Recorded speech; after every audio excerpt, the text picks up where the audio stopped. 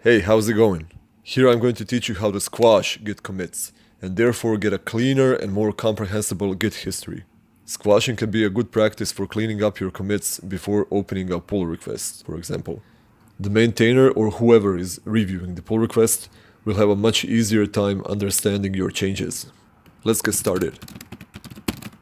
I want to squash these two feature commits into a single one.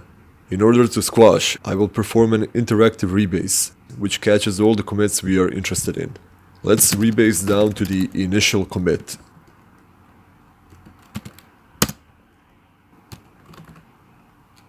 Commits marked with S will be squashed, meaning that their changes will meld into their parent commit. Here we are presented with a screen that enables us to merge the commit messages. I'll type in a new commit message for the new commit that will be created by the squash. There it is!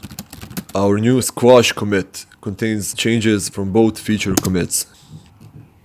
Once again, changing history like this is advisable only if you're certain that no one but you is using the branch whose history you are changing. That's it! Thanks for watching. Let me know if you liked this mini-series by leaving a comment below.